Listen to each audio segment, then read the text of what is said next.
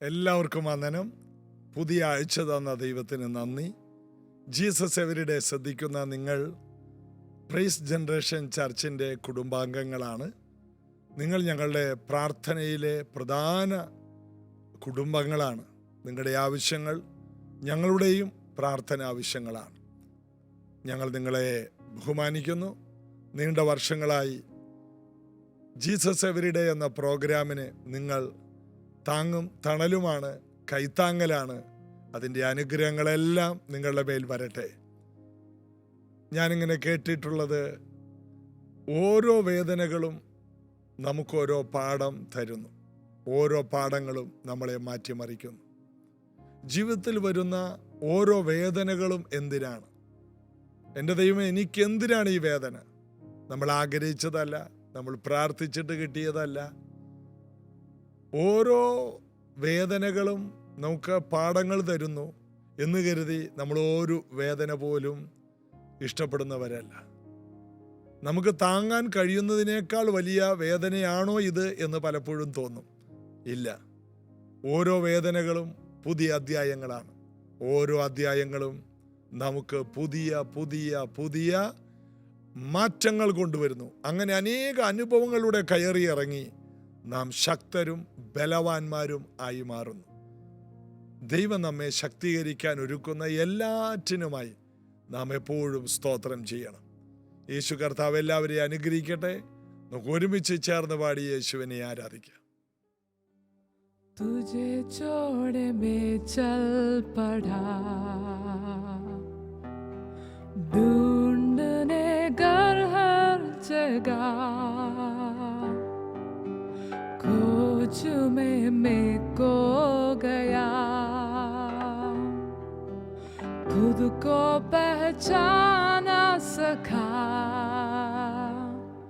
रहमत के दरिया में डुबाया मुझे, उससे सरिया बनाकर चलाया मुझे, रहमत के दरिया में डुबाया मुझे, उससे सरिया बनाकर चलाया मुझे। पापा पापा बेटा मैं तेरा, पापा पापा बेटा मैं तेरा।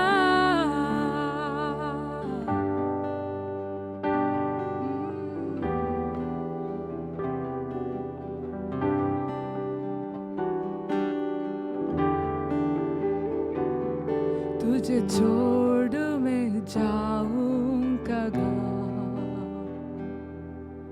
तू ही तो घर है मेरा, नादा मुझे पदा, बेटा में था ही तेरा, नजर तेरी कभी ना हटी, महफूज हूँ तेरी परछाई में, नजर तेरी कभी ना हटी, महफूज हूँ तेरी परछाई में। पापा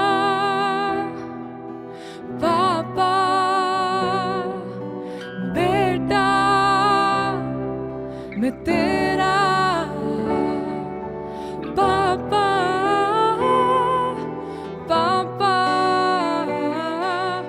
बेटा मैं तेरा, तेरी आंखों के पुतली हूँ पापा, मैं आंखों के पुतली हूँ पापा, तेरी आंखों के पुतली हूँ पापा, तेरी आंखों के पुतली हूँ पापा।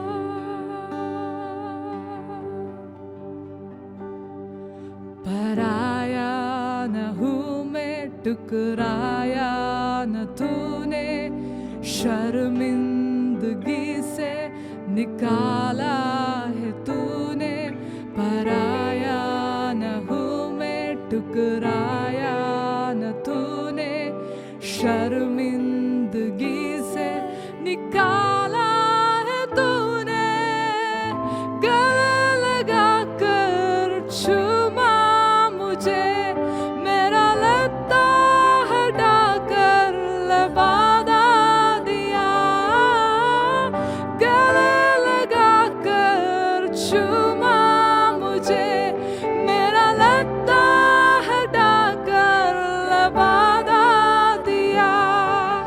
पापा पापा बेटा मैं तेरा,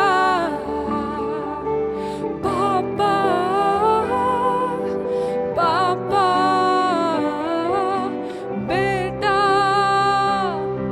मैं तेरा, तेरी आंखों की पुतली हूँ पापा, मैं आंखों की पुतली हूँ पापा, तेरी आंखों की पुतली हूँ पापा, तेरी आंखों की पुतली हूँ पापा, तेरी आंखों की पुतली हूँ पापा, तेरी आंखों की पुतली हूँ पापा, तेरी आंखों की पुतली हूँ पापा, तेरी आंखों की पुतली हूँ पापा. അപ്പോസ്തല പ്രവൃത്തി 2-ാം അധ്യായത്തിന്റെ 36 വരെ നമ്മൾ ചിന്തിച്ചതാണ്. ആകയാൽ നിങ്ങൾ ക്രൂശിച്ച ഈ യേശുവിനെ തന്നെ ദൈവം കർത്താവും ക്രിസ്തുവും ആക്കി വെച്ചു എന്ന് ഇസ്രായേൽ ഗ്രഹം മുഴുവനും നിശ്ചയമായും അറിഞ്ഞുകൊള്ളട്ടെ. നിങ്ങൾ ക്രൂശിച്ചു, എന്നാൽ ദൈവം അവന് എല്ലാ നാമത്തിനും മേലായ നാമം കൊടുത്തു എന്നാണ് ഫിലിപ്പി ലേഖനം 2-ൽ കാണുന്നത്. നിങ്ങൾക്ക് ക്രൂശിക്കാൻ കഴിയും, എന്നാൽ ദൈവത്തിന് അവനെ ഉയർത്തുവാൻ കഴിയും. ഇതിൽ നിന്ന് നമ്മൾ പഠിക്കേണ്ടത്, നമ്മെ ക്രൂശിക്കാൻ ഒത്തിരി പേരുണ്ടാവും. നമ്മൾ ഇനി പുറത്തു വരരുതെന്ന് പറഞ്ഞ് നമ്മെ ഇനി ഒരിക്കലും ലോകം കാണരുതെന്ന് പറഞ്ഞ് വലിയ കല്ലുകൾ വെച്ച് നമ്മെ ഒതുക്കിക്കളയാൻ, അടച്ചു വെക്കാൻ വരെ അനേകരുണ്ടാകും.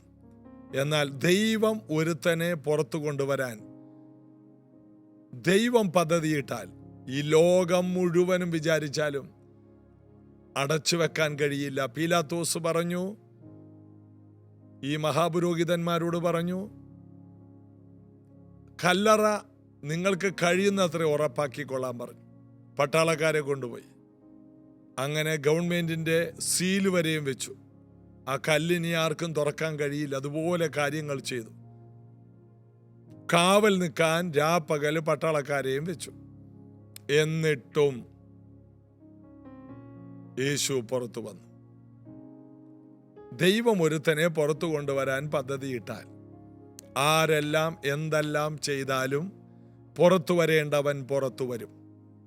ഇതാണ് ദൈവവചന സത്യം. നിങ്ങൾ അറിയേണ്ട ഒരു സത്യം ഇതാണ്: നിങ്ങൾ ദൈവത്തിൻ്റെ പ്രത്യേകം തെരഞ്ഞെടുപ്പാണ്. നിങ്ങൾ ദൈവത്തിൻ്റെ പ്ലാനാണ്. നിങ്ങളെ എത്രത്തോളം തരം താഴ്ത്തുക എന്നുള്ളത് പിശാച് നോക്കുന്ന പരിപാടിയാണ്. എന്നാൽ നിങ്ങളെ വിളിച്ച കർത്താവിൻ്റെ ഏറ്റവും വലിയ ഇഷ്ടം എത്രത്തോളം നിങ്ങളെ ഉയരങ്ങളിലെത്തിക്കുക. അതാണ് യേശുവിനെ ഉയർത്തിയതിനെ കുറിച്ച് ഫിലിപ്പിയർ 2-ൽ പറയുന്നു, എല്ലാ നാമത്തേക്കാൾ മീതെ ഉള്ളൊരു നാമമുള്ള നാമമാക്കി ഏറ്റവും ഉയർന്ന സ്ഥാനം കൊടുത്തു. യഹൂദന്മാർ പിശാചിനോട് ചേർന്ന് യേശുവിന് കൊടുത്തത് ആ രാജ്യത്തെ ഏറ്റവും തരം താഴ്ന്ന സ്ഥാനമാണ്. അവൻ സ്വന്തത്തിലേക്ക് വന്നു. ഫിലിപ്പി ലേഖനം നമ്മൾ ആദ്യം വായിച്ചു, അവൻ ഏറ്റവും ഉയർത്തിയത്. എന്നാൽ യോഹന്നാൻ 1-ൽ പറയുന്നു, അവൻ സ്വന്തത്തിലേക്ക് വന്നു. സ്വന്തമായി അവരവനെ കൈക്കൊണ്ടില്ലെന്ന് മാത്രമല്ല, ഒരു യഹൂദന് ഒരു മനുഷ്യനെന്ന നിലയിൽ കിട്ടാവുന്ന യാതൊരു പരിഗണനയും യേശുവിന് കിട്ടിയില്ല. രാജാവിൻ്റെ പരിഗണനയല്ല, ഒരു ഒരു ഒരു ദൈവ പൈതലിൻ്റെ പരിഗണനയല്ല, ഒരു മനുഷ്യന് കിട്ടാവുന്ന പരിഗണന പോലും യേശുവിന് അവർ കൊടുത്തില്ല. ഇല്ലാത്ത കേസുകൾ ഉണ്ടാക്കി ആ കള്ളക്കേസിൽ കുടുക്കി യേശുവിനെ ക്രൂശിക്കുവാൻ കള്ളസാക്ഷികളെ പൈസ കൊടുത്ത് കള്ളസാക്ഷ്യം പറയിപ്പിച്ചു. എന്തെല്ലാം കാര്യങ്ങൾ ചെയ്തു. യേശുവിനെ പറഞ്ഞുവിടാനായിട്ട് പരിശ്രമിച്ച പീലാത്തോസിന്റെ മുൻപിൽ ബഹളം വെപ്പിച്ചു ജനങ്ങളെ കൊണ്ട്. അദ്ദേഹത്തെ ഭീഷണിപ്പെടുത്തി, നീ അവനെ വിടുകയാണെങ്കിൽ കൈസറുടെ സ്നേഹിതൻ ആയിരിക്കുകയില്ല, ഇങ്ങനെയൊക്കെ പറഞ്ഞ് പീലാത്തോസിനെ പേടിപ്പിച്ചു. പീലാത്തോസ് എല്ലാവരെയും പേടിപ്പിക്കുന്ന ആളാ. പീലാത്തോസിനെ വരെ ഒരു വരട്ടി, യേശുവിനെ വിട്ടാ റെഡിയാക്കി കളയുമെന്ന് പറഞ്ഞു. അങ്ങനെ പീലാത്തോസ് പോലും പേടിക്കുന്ന ഒരു പരുവത്തിലായപ്പോൾ പീലാത്തോസ് കൈ കഴുകി പിന്മാറി. ആർക്കും യേശുവിനെ രക്ഷിക്കാൻ കഴിഞ്ഞില്ല. എന്തുകൊണ്ട്? അവനെ തകർത്ത് കളയുവാൻ ദൈവം പദ്ധതിയിട്ടു. ദൈവം അവന് കഷ്ടം വരുത്തി എന്ന് യെശയ്യാവ് 53 പറഞ്ഞ പ്രവചനങ്ങൾക്ക് നിവർത്തി വരണം. അപ്പോൾ ഈ പ്രവചനങ്ങളുടെ നിവർത്തിക്കായിട്ട് ദൈവം കാര്യങ്ങൾ ചെയ്യുന്നു. യേശുവും അതിനുവേണ്ടി തിരുവെഴുത്ത് നിവർത്തിയാകുവാൻ തക്കവണ്ണം എനിക്ക് ദാഹിക്കുന്നു എന്ന് യേശുവും വിളിച്ചു പറയുന്നു. ഓരോ തിരുവെഴുത്തും നിവർത്തിയാക്കിയ ശേഷമാണ് യേശു വിളിച്ചു പറഞ്ഞത്, സകലതും നിവർത്തിയായി. ഏത് നിവർത്തിയായി? ദൈവവചനത്തിൽ എന്തെല്ലാം മശിഹായെ കുറിച്ച് പറഞ്ഞുവോ അത് നിവർത്തിയായി. മാനവജാതിക്ക് വേണ്ടി ദൈവം വെച്ച രക്ഷ പൂർത്തിയായി. മാനവജാതിക്ക് വേണ്ടി യേശു വെച്ച സൗഖ്യം, പാപമോചനം നിവർത്തിയായി. മാനവ കുലത്തിനു വേണ്ടി ദൈവം വെച്ചിട്ടുള്ള സകല ഐശ്വര്യങ്ങൾക്കുമുള്ള ഒരു വഴി, അതിൻ്റെ പാലം പണി പൂർത്തിയായി. ഇരുപക്ഷത്തെ ഒന്നാക്കുന്ന ഒരു രക്ഷണ്യ പദ്ധതി നിവർത്തിയായി. സമാധാനത്തിനായുള്ളത് നിവർത്തിയായി. സകലതും നിവർത്തിയായി യേശുവിൻ്റെ ക്രൂശ് മരണത്തിലൂടെ. ഇവിടെ നമ്മൾ വായിച്ചു, ആകയാൽ നിങ്ങൾ ക്രൂശിച്ച ഈ യേശുവിനെ ദൈവം കർത്താവും ക്രിസ്തുവുമാക്കി വെച്ചു എന്ന് ഇസ്രായേൽ ഗൃഹമൊക്കെയും നിശ്ചയമായും അറിഞ്ഞുകൊള്ളട്ടെ. പത്രോസിന്റെ പ്രാഗൽഭ്യത്തോടുകൂടി അധികാരത്തോടുകൂടിയുള്ള ഈ പ്രസംഗം ഓരോരുത്തരുടെ മുഖത്തേക്ക് നോക്കി കൈ ചൂണ്ടി ശക്തിയോടെ എഴുന്നേറ്റ് നിന്നുകൊണ്ട് ആത്മനിയോഗത്തിൽ പത്രോസ് പ്രസംഗിക്കുമ്പോൾ, അന്നുവരെ ചരിത്രത്തിൽ ആരും പ്രസംഗിക്കാത്തൊരു പ്രസംഗം, യേശുവിനെ കുറിച്ചുള്ള പ്രസംഗം. അതിനു മുമ്പ് ഒരുവൻ പ്രസംഗിച്ചിട്ടുണ്ട്. ഇവരും പോയി പലയിടത്തും ഇരണ്ടിരണ്ടായി പോയി പറഞ്ഞിട്ടുണ്ട്. ഭൂതം ബാധിച്ച ലഗ്യോനുണ്ടായിരുന്നവൻ ദെക്കേപ്പൊലി നാട്ടിൽ യേശുവിനെ കുറിച്ച് ഘോഷിച്ചിട്ടുണ്ട്. അവൻ എന്നെ സൗഖ്യമാക്കിയെന്ന്, എൻ്റെ ബന്ധനങ്ങളെ അഴിച്ചു എന്ന്. എന്നാൽ പാപമോചകനായ, ക്രൂശിൽ മരിച്ച, ക്രൂശിക്കപ്പെട്ട ക്രിസ്തുവിനെ ആദ്യമായി പ്രസംഗിക്കുന്നത് പത്രോസാണ്. അതൊരു പദവിയാണ്. കർത്താവ് തന്നെ പറഞ്ഞു, സ്വർഗരാജ്യത്തിൻ്റെ താക്കോല് നിന്റെ കയ്യിലോട്ട് തരികയാണ്. കാരണം നീ എന്നെ മനസ്സിലാക്കി, നീ ജീവനുള്ള ദൈവത്തിൻ്റെ പുത്രനായ ക്രിസ്തു എന്ന വെളിപ്പാട് നിനക്ക് കിട്ടിയതുകൊണ്ട് ഇതാ താക്കോല് തരികയാണ്. ക്രൂശിക്കപ്പെട്ട ക്രിസ്തുവിനെ കുറിച്ചുള്ള പ്രസംഗം ജനങ്ങളെ വിടിവിക്കും, ജനങ്ങളെ സൗഖ്യമാക്കും, ജനങ്ങളുടെ ബന്ധനം അഴിക്കും. അതുകൊണ്ട് ഈ ഏറ്റവും വലിയ അനുഗ്രഹം നിന്റെ കയ്യിലോട്ട് വരികയാണ്. യേശു ക്രൂശിക്കപ്പെട്ടു, മരിച്ചു, അടക്കപ്പെട്ടു, ഉയർത്തെഴുന്നേറ്റു എന്ന് എവിടെയെല്ലാം പ്രസംഗിക്കുന്നുവോ അവിടെ വലിയ ജയങ്ങളുണ്ടാകും, സൗഖ്യങ്ങളുണ്ടാകും. മരിച്ചയാൾ കല്ലറയിൽ നിന്ന് വന്നതിന് തുല്യമാണ് അവിടെ നടക്കാൻ പോകുന്ന അത്ഭുതങ്ങൾ. ലാസർ പുറത്തു വന്നതിനേക്കാൾ വലിയ അത്ഭുതമായിരിക്കും ക്രൂശിക്കപ്പെട്ട ക്രിസ്തുവിനെ പ്രസംഗിക്കുമ്പോൾ ജനങ്ങളുടെ നടുവിൽ നടക്കുന്ന വിടുതലുകൾ എന്നും യേശുവിനെ അതുപോലെ മനസ്സിലാക്കാൻ ഓരോ വ്യക്തികളും നിങ്ങളുടെ സമയം ചെലവഴിക്കുക. പൗലോസ് പറയുകയാണ്, ക്രൂശിക്കപ്പെട്ട ക്രിസ്തുവിനെ അല്ലാതെ മറ്റൊന്ന് അറിയാത്തവനായി നിങ്ങളുടെ ഇടയിൽ ഇരിക്കണമെന്ന് ഞാൻ ആഗ്രഹിക്കുന്നു. വേറൊന്നും അറിയണ്ട. ക്രൂശിക്കപ്പെട്ട, ജയം കൊണ്ടുവന്ന എന്നർത്ഥം, സൗഖ്യം കൊണ്ടുവന്ന എന്നർത്ഥം, സകല വിടുതലും സകലർക്കും ഒരേ സമയം കൊണ്ടുവന്നു എന്നാണ് അർത്ഥം. അതിൻ്റെ റിസൾട്ടാണ് കാണുന്നത്. മർക്കോസിന്റെ മാളികമുറിയിൽ 120 പേരുണ്ടായിരുന്നു. 120 പേരുടെ മേലും പരിശുദ്ധാത്മാവ് വന്നു. അതിൻ്റെ അർത്ഥം 1200 പേരുണ്ടെങ്കിൽ അത്രയും പേർക്ക്, 1,20,000 പേരുണ്ടെങ്കിൽ അത്രയും പേർക്ക്, 1,20,00,000 പേരാണെങ്കിൽ അത്രയും പേർക്ക്, എത്ര പേരുണ്ടോ അത്രയും പേർക്ക് കൊടുക്കുവാനുള്ള പരിശുദ്ധാത്മാവിനെ യേശുവിൻ്റെ ക്രൂശ് മരണം കൊണ്ട് യേശു ഒരുക്കിയെടുത്തു. അതിൻ്റെ അർത്ഥം, പരിശുദ്ധ ആത്മാവ് ഒരുവനിൽ വരണമെങ്കിൽ അവന് യേശുവുമായി ബന്ധം വേണം. കർത്താവും ക്രിസ്തുവെന്ന് യേശുവിനെ ആര് ഏറ്റുപറയുമോ, ദൈവം അവനെ മരിച്ചവരുടെ ഇടയിൽ നിന്ന് ഉയർപ്പിച്ചു എന്ന് ആര് വിശ്വസിക്കുന്നുവോ അവർ രക്ഷിക്കപ്പെടും. പരിശുദ്ധാത്മാവിനെ പ്രാപിക്കുവാൻ യേശുവിനെ കർത്താവേ എന്ന് വിളിച്ചാൽ മതി. ഇടക്കിടക്ക് പരിശുദ്ധാത്മാവേ തീ പോലെ ഇറങ്ങണമേ എന്നൊന്നും പറയണ്ട. യേശു ക്രിസ്തുവിനെ കുറിച്ച് പറഞ്ഞാൽ മതി. യേശു ക്രിസ്തുവിൽ വിശ്വസിച്ചുകൊണ്ട് യേശുവിനെ പുകഴ്ത്തിയാൽ മതി. അവിടെയാണ് പരിശുദ്ധാത്മാവ് വരുന്നത്. അല്ലാതെ പരിശുദ്ധാത്മാവേ പരിശുദ്ധാത്മാവേ വരണമേ എന്ന് പറഞ്ഞാൽ പരിശുദ്ധാത്മാവ് വരില്ല. യേശുവിൽ ജീവിക്കുന്നവർക്ക് വേണ്ടിയുള്ളതാണ് പരിശുദ്ധാത്മാവ്. അത് പുത്രത്വത്തിൻ്റെ ആത്മാവെന്നാണ്.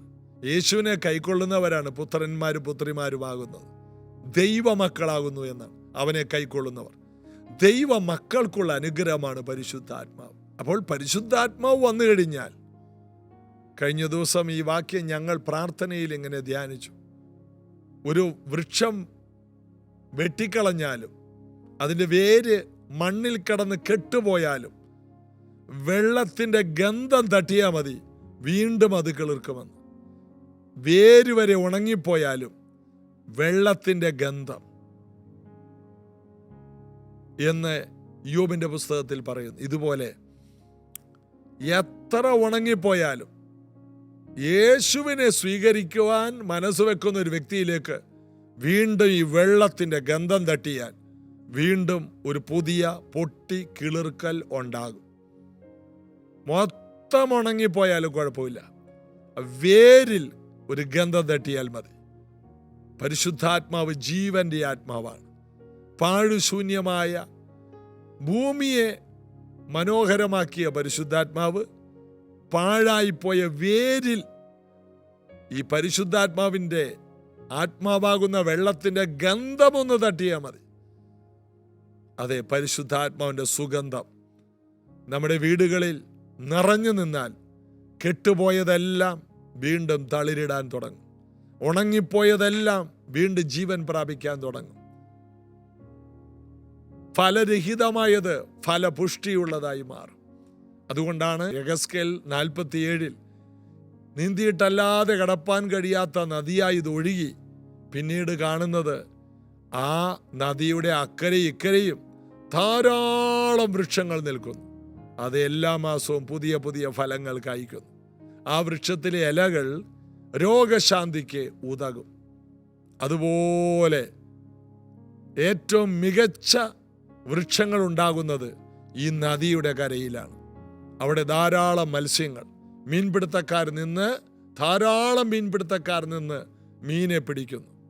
അതാണ് പെന്തക്കോസ്ത് നാളിൽ സംഭവിച്ചത്. ഈ നദി അങ്ങാട് ഒഴുകാൻ തുടങ്ങിയപ്പോൾ പത്രോസ് വീശിയതും 3000, പിന്നീട് 5000. ഇതിങ്ങനെ വർദ്ധിക്കുകയാണ്. ഗന്ധം തട്ടിയതല്ല, അത് ഓവർഫ്ലോ ആയിട്ട് ഒഴുകിയതാണ്. നീന്തിയിട്ടല്ലാതെ കടപ്പാൻ കഴിയുന്നില്ല, അവർക്ക് നിർത്താൻ കഴിയുന്നില്ല. അന്യഭാഷ അവരുടെ വായിൽ വരികയാണ്. ഇതുവരെ പറയാത്തതെല്ലാം അവരുടെ വായിൽ ദൈവം കൊടുക്കുകയാണ്. ഇതുവരെ പ്രസംഗിക്കാത്തതുപോലെ പത്രോസ് നിന്ന് പ്രസംഗിക്കുകയാണ്. അതാണ് അവിടെ സംഭവിച്ചത്.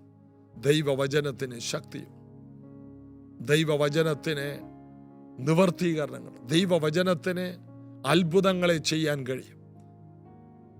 വെറും മീൻപിടുത്തക്കാരൻ പറഞ്ഞ പ്രസംഗം ഒരു സഭയെ ഉരുവാക്കിയെടുത്തു. വെറും ഒരു മീൻപിടുത്തക്കാരന് കർത്താവ് അധികാരത്തിൻ്റെ താക്കോല് കൈമാറി. ഇതുപോലെ ഇത് കേൾക്കുന്ന പലരും ദൈവകൃപയും വിളിയുമുള്ള വ്യക്തികളാണ്. നിങ്ങളുടെ മേൽ ദൈവത്തിൻ്റെ വലിയ നിയോഗങ്ങളുണ്ട്. വലിയ അത്ഭുതങ്ങൾ നടക്കും. കർത്താവ് നിങ്ങളെ ഉപയോഗിക്കട്ടെ. പ്രാർത്ഥിക്കാം. യേശു കർത്താവെ, ഇന്നു മുതൽ ഒരു വലിയ അത്ഭുതത്തിന് വേണ്ടി ഈ പ്രിയപ്പെട്ടവരുടെ ഭവനങ്ങളിൽ കർത്താവായ യേശു ക്രിസ്തുവിൻ്റെ നാമത്തിൻ്റെ മഹിമ വെളിപ്പെടട്ടെ. ഇന്നിവർ പോകുന്നിടത്തെല്ലാം ദൈവപ്രവൃത്തി ഉണ്ടാകട്ടെ. ഇവർ സ്റ്റെപ്പ് വെക്കുന്നത് ഒരു അത്ഭുതമാകട്ടെ. ഇവരുടെ വീടുകളിൽ മുടങ്ങിക്കിടക്കുന്ന നന്മകൾ ഉളവായി വരട്ടെ. അനുഗ്രഹിക്കുന്നു. സൗഖ്യങ്ങളും വിടുതലും യേശു ക്രിസ്തു മുഖാന്തരം ഞങ്ങളുടെ അവകാശമാണ്. അത്ഭുതങ്ങൾ ഞങ്ങളുടെ അവകാശമാണ്. യേശുവിൻ നാമത്തിൽ ഇത് കേൾക്കുന്ന ഓരോരുത്തരും ഞങ്ങളിതിനെ സ്വീകരിക്കുന്നു. ജനങ്ങൾ അഭിവൃദ്ധിപ്പെടട്ടെ. എല്ലാ താഴ്ചകളും ഞങ്ങൾക്കുള്ളതല്ല, എല്ലാ ഉയർച്ചകളും ഞങ്ങൾക്കുള്ളതാണ്. കർത്താവെ, ഞങ്ങൾ അങ്ങിൽ ആശ്രയിക്കും. അങ്ങയെ ഞങ്ങൾ കർത്താവും ക്രിസ്തുവുമായി പൂർണ്ണ ഹൃദയത്തോടെ വിശ്വസിച്ചിരിക്കുന്നു. യേശുവിൻ നാമത്തിൽ ആമേൻ. ആരും യേശുവിനെ ക്രൂശിച്ചാലും നമുക്ക് യേശു കർത്താവും ക്രിസ്തുവുമാണ്. അതുകൊണ്ട് നമുക്ക് എല്ലാ നാമത്തിനും മേലായ നാമമുള്ള യേശുവിലൂടെ അത്ഭുതങ്ങളും അടയാളങ്ങളും ഉറപ്പാണ്. നാളെ ഇതേ സമയത്ത് ഒരുമിച്ച് കാണാം. God bless you.